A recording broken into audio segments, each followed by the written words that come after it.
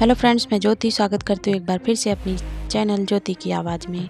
Call boy की story अंतिम भाग। ये फ्रेंड्स लास्ट भाग है। प्लीज़ अच्छा लगे तो लाइक शेयर कीजिएगा। तो फ्रेंड्स, अब तक हमने पढ़ा कि अवधेश को व्हाट्सएप पर एक मैसेज मिला जिसमें एक जगह का पता था। अब आगे क्या होता है स्टोरी में, आइए पढ़ते हैं। अवधेश दिल्ली के एक बाहरी एरिया में खड़ा था। उसने दोबारा फ़ोन निकालकर नंबर रीडायल किया। अवधेश ने अपनी लोकेशन बताई। दूसरी ओर से आवाज़ आई, आगे से लेफ्ट ले लो। अवधेश कुछ दूर पैदल ही चला। वहाँ एक बड़ी सी इमारत थी। अवधेश कुछ पल उसे निहारता रहा, फिर उसके अंदर चला गया। भावेश से मिलना है, अवधेश ने सामने से आ रहे एक युवक से पूछा। युवक ने कैबिन की ओर इशारा किया। अवधेश सीधा अंदर चला गया। वहाँ वही लड़का बैठा था जिसने अवधेश को मुंबई में अपने पास रहने का ठिकाना दिया था। उसका नाम भावेश था। भावेश उसे देखता ही मुस्कुराया। हाथ आगे बढ़ाकर पूछा, दोस्त कैसे हो? अवधेश ने उससे हर शाम सजने संवरने का राज पूछा तो उसने बताया कि वह पार्टी में जाता है। उसने उस शाम मुझे भी पार्टी में जाने का न्योता दिया। उसके साथ पार्टी में चलने को राजी हो गया। वहां जाकर देखा कि वो दुनिया हम लोगों की दुनिया से अलग थी। वहां लड़के लड़कियां, ट्रांसजेंडर, गे, लेस्बियन सब थे। मुझे उस अजीबोगरीब माहौल में घुटन सी हुई। जिसके साथ मैं पार्टी में गया था उसने मुझसे कहा कि एंजॉय करो। सच पूछो तो मुझे वहाँ बहुत डर लग रहा था। आधी रात के बाद हम दोनों घर आ रहे थे। मैंने उससे कहा कि मुझे काम दिलवा दो। उसने कहा कि देखो, तुम पार्टी में डरे सहमे सिकुड़े से बैठे रहे, ऐसे काम नहीं मिलता है। जहाँ तुम मेरे साथ गए थे वो काम पाने की पहली सीढ़ी है। यहाँ उन महिलाओं को चाहिए फन। उस लड़के ने अवधेश को सीधे मुद्दे पर आते हुए बताया। अगला सवाल अवधेश का था, वो इसे कहीं भी हासिल कर सकती हैं और वो भी बिना किसी खर्च के। उस लड़के ने मुस्कुराकर जवाब दिया, इस तरह के रिश्ते सुरक्षित नहीं होते। कुछ ऐसी भी शादीशुदा महिलाएं होती हैं जो अपनी चाहत के लिए आराम तलब जीवन को दांव पर नहीं लगाना चाहती, और वे लोग भाग्यशाली होते हैं जिन्हें कोई अपनी आंतरिक दुनिया में दाखिल होने की इजाज़त देता है। जवाब पाकर अवधेश खामोश था। लड़के ने अवधेश को कुछ घंटे काम के बदले भरपूर दाम का ऑफर दिया था। कुछ देर बाद भावेश उस इमारत के एक दूसरे हिस्से में ले गया। भावेश ने एक कमरे की ओर इशारा कर कहा, ये कमरा है तुम्हारा, यहाँ आराम करो। अवधेश अपना बैग उठाकर कमरे के अंदर चला गया। वो बेड पर जाकर लेट गया। कुछ देर में ही उसकी आंख लग गई। कमरे में हुई आहट से उसकी नींद टूटी। उसने उठकर देखा तो सामने अधेड़ उम्र की औरत नहीं, वो ट्रांजिस्टर था। पहली बार उसने देखा तो डर गया। तभी उसकी कानों में एक फटी सी आवाज़ गूंजी, तुम हो? हाँ बोलिए, मैं ही हूँ। जवाब सुनकर ट्रांजिस्टर ने कहा, बहुत एटीट्यूड है तेरे में, लेकिन इधर नहीं चलेगा।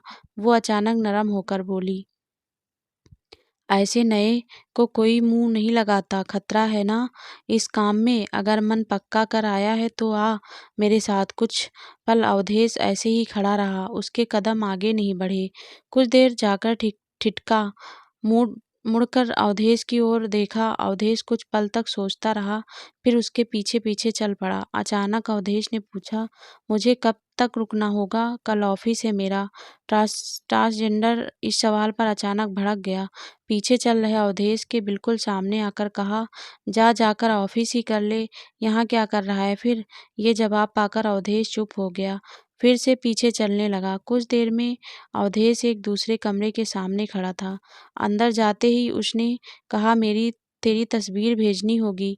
ये सुनते ही अवधेश की हालत खराब हो गई। वो हड़बड़ा गया। उसने मुड़कर वहां बैठे भावेश की ओर देखा। हड़बड़ाहट में ही पूछा, बिना तस्वीर नहीं हो सकता क्या? भावेश ने कुछ देरी के बाद चुप्पी तोड़ी। नहीं भेजी तो कोई बात नहीं करेगा। अवधेश कुछ देर खड़ा सोचता रहा। अवधेश उस दहलीज पर खड़ा था जहां से उसके पास सिर्फ दो रास्ते बचे थे। एक दहलीज से पीछे हटकर सुसाइड कर ले, दूसरा दहलीज के पार जाकर जिगोला बन जाए। उसने दहलीज को लांघने का फैसला कर लिया। पहले दाईं तरफ से, फिर बाईं तरफ से, और उसके बाद सामने से उसकी तस्वीर खींची गई। तस्वीर किसी को व्हाट्सएप पर भेजी गई। तस्वीरों के साथ लिखा था, नया माल है। फ़ोटो नीलम को भेजी गई।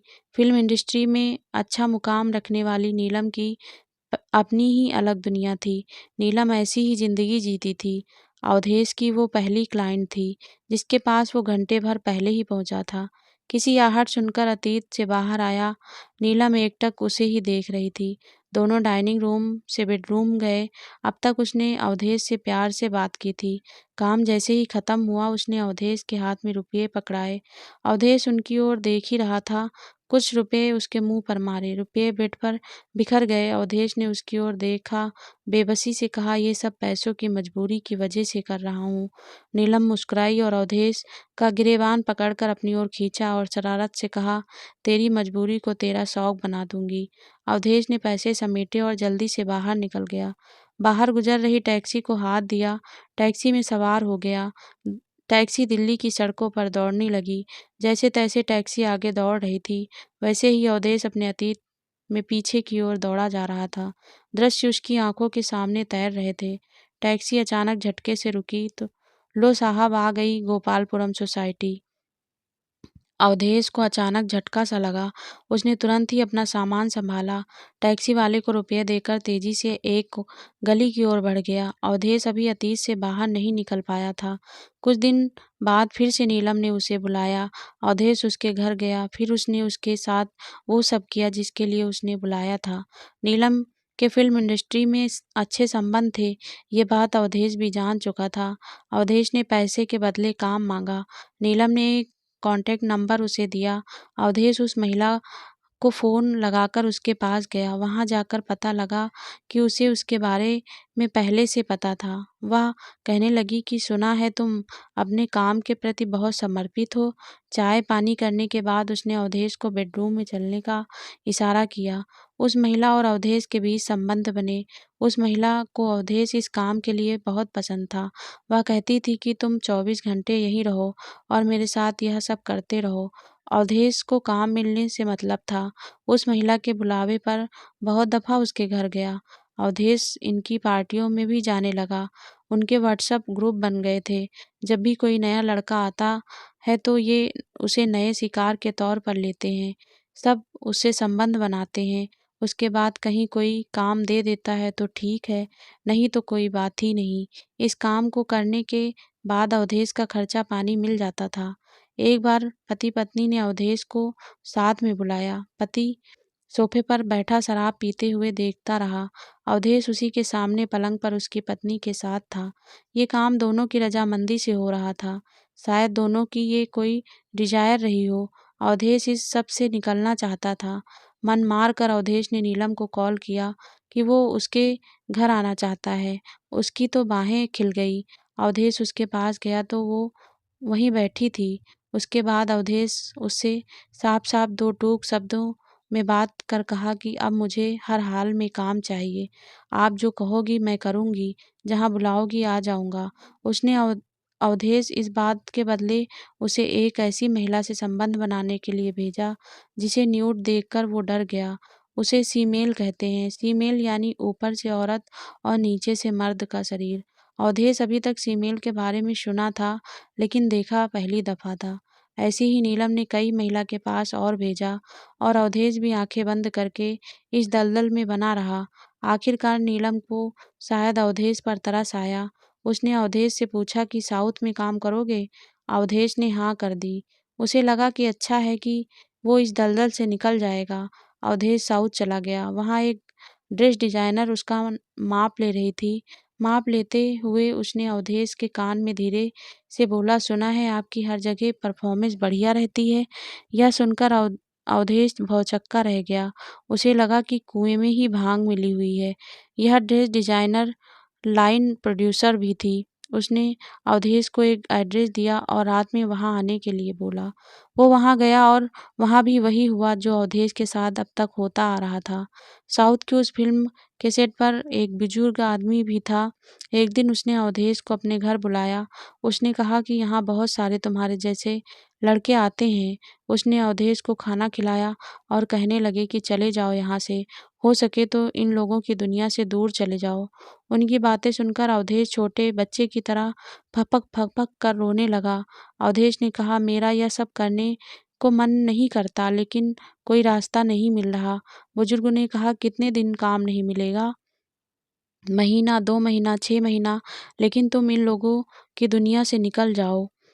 फ़ोन नंबर बदल लो। अवधेश साउथ से फिर से दिल्ली वापस आ गया। दिल्ली आने के बाद एक प्रोडक्शन हाउस से दूसरे प्रोडक्शन हाउस काम के लिए धक्के खाता रहा। पैसे की तंगी थी। कभी लगता कि इनमें से किसी को फ़ोन करें, नंबर डायल करते-करते रुक जाता था कि नहीं, अब इस दलदल में नहीं जाना है। एक दिन एक प्रोडक्शन हाउस के बाहर अवधेश को नीलम मिल गई। उसे देखकर कहने लगी कि अरे तू कहाँ है? अवधेश ने झूठ बोला कि उसकी दादी की मौत हो गई थी, सो गाँव गया था। उसने अवधेश को मिलने के लिए कहा। अब पैसे की तंगी गले तक आ गई थी। अवधेश का दिमाग फटने लगा कि क्या करे। नीलम के ग्रुप की एक औरत का मसाज पार्लर था। अवधेश उस औरत को फ़ोन लगाकर उससे नौकरी मांगी। उसने अवधेश से कहा कि रजिस्ट्रेशन के 2500 रुपये जमा करवाने होंगे और 15 दिन की मसाज की ट्रेनिंग लेनी होगी। उसने बताया कि क्लाइंट के आने पर बाहर लाइन में आकर खड़े हो जाना, जो तुम्हें चुनेगी तुम उसके साथ केबिन में चले जाना। पहले 4-5 दिन वहाँ रईस औरतें आईं, लेकिन किसी ने भी मसाज करने के लिए अवधेश को नहीं चुना, बल्कि दूसरे लड़कों को चुना। अवधेश को निराशा होने लगी। तब उस औरत ने अवधेश से कहा कि जल्दी ना करो, कोई ना कोई आएगी। करीब 1 हफ्ते के बाद एक औरत ने मसाज के लिए अवधेश को चुना। 38 से 40 साल के बीच उसकी उम्र होगी। अवधेश उसके साथ अंदर केबिन में चला गया। मसाज करते-करते वह स्मूच करने लगी। उसने अवधेश को अपना एड्रेस देकर घर आने के लिए कहा। अगले दिन अवधेश उसके घर गया। वह औरत अमीर थी। उसका पति विदेश में रहता था। उसके आलीशान घर में उसके अलावा उसका एक महंगा कुत्ता था। महिला जालीदार नाइटी पहनी हुई थी। अवधेश बहुत एक्साइटेड था। महिला ने खाने के लिए पूछा। अवधेश ने पिज़्ज़ा मंगवाया। खाने के बाद उसके साथ पूरी रात उसके बेडरूम में रहा। वो महिला अवधेश को अपनी कार में रात में ड्राइव पर घुमाने ले गई। उसने रास्ते में अवधेश को अपनी कहानी सुनाई। उसने बताया कि उसका पति भारत बहुत कम आता है। उसे शक है कि उसने वहाँ दूसरी शादी कर ली है, लेकिन वह उसके लिए पैसे की कोई कमी नहीं छोड़ता है। उस औरत के पास इतना पैसा था कि अवधेश आकलन भी नहीं कर सकता था। यह सब बताते हुए लगातार रो रही थी।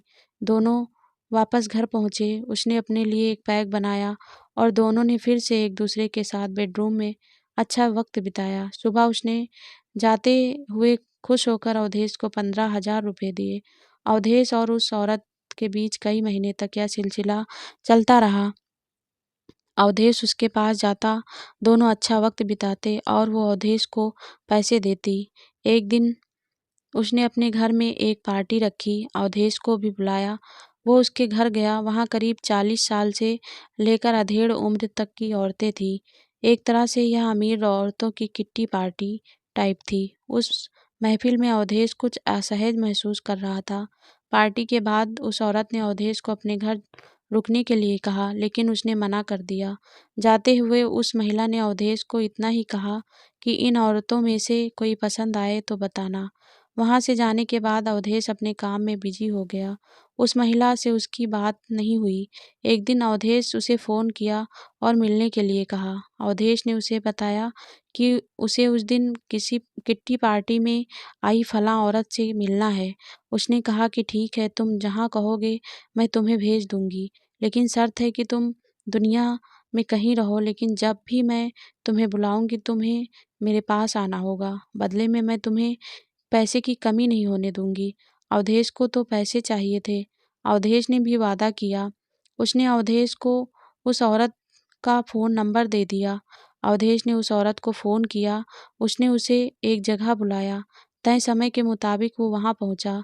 देखा कि वहाँ कुल 3 औरतें थीं। तीनों ने जैसा चाहा उसके साथ किया। अवधेश को इस तरह राइस औरतों से जो भी पैसे मिलते उन्हें जमा करता रहा। फिर उसने अपने जमा किए पैसों से एक कमरे का फ्लैट खरीदा। अवधेश अपने घर पर भी ठीक-ठाक पैसे भेजता था। अब उसे कोई कई जगह काम भी मिलने लगा था। अमीर औरतें उसकी क्लाइंट थी। किसी का पति बाहर रहता, किसी का पति कहीं और सेट था, किसी का पति विदेश में था, तो किसी का पति ही नहीं था। इनमें से कुछ औरतों को सिर्फ एक ही दरकार थी, कुछ उसके साथ क्वालिटी टाइम बिताना चाहती थी, तो कुछ अपनी कहानी बताते-बताते रोने लगती थी। बेशक समाज की रवावतों को के खिलाफ शादीशुदा होते हुए भी यह औरतें उसके संपर्क में थीं, लेकिन अवधेश को उनका अकेलापन समझ आता था। जो औरत उसके साथ एक दफ़ा रह लेती थी, वह दोबारा रात गुज़ारने की ख्वाहिश रखती थी। अवधेश का जीवन अब ठीक से चलने लगा था। अपने जिस्म के बदले उन औरतों से खूब पैसा बटोरा। उसे लगने लगा था कि बस बहुत हो गया। इसके बदले उसे नेटवर्क और काम मिला। औरतों ने उस पर खूब पैसे की बारिश की। अवधेश अब लाइफ सेट करना चाहता था, ठहरना चाहता था। एक्टिंग करते हुए उसकी एक लड़की से नज़दीकियाँ बढ़ी। उसने निकिता को अपने बारे में सब बता दिया। अगर तुमने बीए पास फिल्म देखी है, तो शायद मेरा दर्द महसूस कर सकती हो। मजबूरन इन अंधेरी गलियों का हिस्सा बन गया। निकिता ने उसके होठों पर उँगली रख दी। अवधेश चुप हो गया। निकिता ने उसे जोर से गले लगा लिया। उसकी आंखों से आंसू टपक रहे थे। निकिता उसे हौसला दे रही थी। मैं हूं ना, अब सब ठीक हो जाएगा। उसने अवधेश को समझाया कि वो जिन महिलाओं के पास जाता है, उनके इंडस्ट्रीज में बहुत अच्छे लिंक हैं। अब इतना हो चुका है तो कम से कम उससे कुछ अच्छे लिंक निकलवा लो। इसीलिए अवधेश उनसे जुड़ा रहा। वो एक्टिंग में करियर बनाने के लिए उन महिलाओं के संपर्क का फ़ायदा उठाना चाहता था। वो नीलम से पहले की तरह ही मिल रहा था, या नीलम उसे किसी के पास भेजती तो चला जाता। हर बार होता ये था कि एक क्लाइंट उसे दूसरे तक पहुंचा देता था। अवधेश जिन औरतों से मिला, उनमें शादीशुदा, तलाकशुदा, विधवा और सिंगल लड़कियां भी शामिल थीं। इनमें से ज़्यादातर के लिए वो एक इंसान नहीं, माल था। जब तक उनकी इच्छाएं पूरी ना हो जाती, सब अच्छे से बात करती, कहती कि वो अपने पति को तलाक देकर उसके साथ रहेंगी, लेकिन बेडरूम में बिताए कुछ वक्त के बाद सारा प्यार खत्म हो जाता। सुनने को मिलता, चल निकल यहाँ से, पैसा उठा और भाग। इसी बीच 50 साल से ज़्यादा उम्र की महिला भी उसकी क्लाइंट बनी। वो उसकी ज़िंदगी का सबसे अलग अनुभव था। पूरी रात वो बस उसे बेटा बेटा कहकर बात करती रही, बताती रही कि कैसे उनका बेटा और परिवार उनकी परवाह नहीं करता, वे उनसे दूर रहते हैं। महिला ने उसे सलाह दी कि बेटा, इस धंधे से जल्दी निकल जाओ, सही नहीं है ये सब। उस रात उनके बीच सिवाय बातों के कुछ नहीं हुआ। सुबह उन्होंने बेटा कहते हुए उसे तय रुपये भी दिए, जैसे एक माँ देती है अपने बच्चे को सुबह स्कूल जाते हुए। अवधेश उस महिला के लिए दुखी था, लेकिन चाहकर भी कुछ नहीं कर सकता था। महिला के व्यवहार ने उसे प्रभावित किया था। इस धंधे से दलदल से बाहर निकल जाने की सलाह बार-बार उसकी आत्मा को कचोट रही थी। वो जिंदगी से थकान महसूस कर रहा था। अवधेश ने जमकर शराब पी। उसने माँ को फ़ोन कर गुस्से में कहा, तुम पूछती थी ना कि अचानक ज़्यादा पैसे क्यों भेजने लगे? माँ, मैं धंधा करता हूँ। धंधा? वो बोली, चुप कर, शराब पीकर कुछ भी बोलता है तू। ये कहकर अवधेश की माँ ने फ़ोन रख दिया। अवधेश ने माँ को अपना सच बताया था, लेकिन उन्होंने उसकी बात को अनसुना कर दिया। उसके भेजे पैसे वक्त से घर पहुँच रहे थे ना। उस रात अवधेश बहुत रोया। वो रात भर सोचता रहा, क्या उसकी वैल्यू बस उसके पैसों तक ही थी? इसके बाद उसने माँ से कभी कोई बात नहीं की। वो इस धंधे में बना रहा क्योंकि उसे इससे पैसे मिल रहे थे। महिलाओं के संपर्क के कारण फिल्म इंडस्ट्री में उसकी डिमांड बढ़ रही थी। इस प्रोफेशन में जाने का उसे कोई अफसोस नहीं था। अवधेश को एक महिला प्रोड्यूसर ने अपनी फिल्म में लीड रोल के लिए कास्ट कर लिया था। वो फिर से अपने सपनों के शहर मुंबई जाने के लिए अपने कपड़े पैक कर रहा था। इस शहर और बुरी यादों से दूर निकल जाने के लिए एयरपोर्ट जाने के लिए ओला की टैक्सी बुक की थी। उसका चालक कई बार फ़ोन कर लोकेशन पूछ चुका था। अवधेश लिफ्ट से नीचे आते वक्त एकटक कंक्रीट से बनी उन ऊंची इमारतों को देख रहा था, जहां एक अलग ही दुनिया बसी है। चेहरे पर शराफत का मुखौटा लगाए, शांत चेहरे जो रात होते ही हवस से भरे और किसी की ज़िंदगी को नोचते नज़र आते हैं। टैक्सी कुछ दूर पर ही चली थी कि अवधेश ने यूट्यूब पर गाना सर्च किया और टैक्सी चालक को म्यूजिक सिस्टम कनेक्ट करने को कहा। कार सड़क पर धीमी गति से आगे बढ़ रही थी। टैक्सी में बज रहा गाना अवधेश की ज़िंदगी की कहानी कह रहा था। लागा चुनरी में दाग छुपाऊं कैसे, चुनरी में दाग छुपाऊं कैसे, घर जाऊं कैसे, लागा चुनरी में दाग। हो गई मैली मेरी चुनरिया, कोरे बदन सी कोरी चुनरिया, जाके बाबुल से नजरें मिलाऊं कैसे, घर जाऊं कैसे, लागा चुनरी में दाग। कोरी चुनरिया आत्मा मोरी, मैल है माया जाल, वो दुनिया मोरे बाबुल का घर, ये दुनिया ससुराल, जाके बाबुल से नजरें मिलाऊं कैसे, घर जाऊं कैसे, लागा चुनरी में दाग छुपाऊं कैसे। अवधेश अब एक्टिंग की दुनिया में जाना पहचाना नाम बन चुका है। वो खुश है, नए दोस्त बने हैं उसके जिनको उसके अतीत के बारे में कुछ नहीं मालूम। अतीत के बारे में सोचकर उसे कई बार चुभता तो है।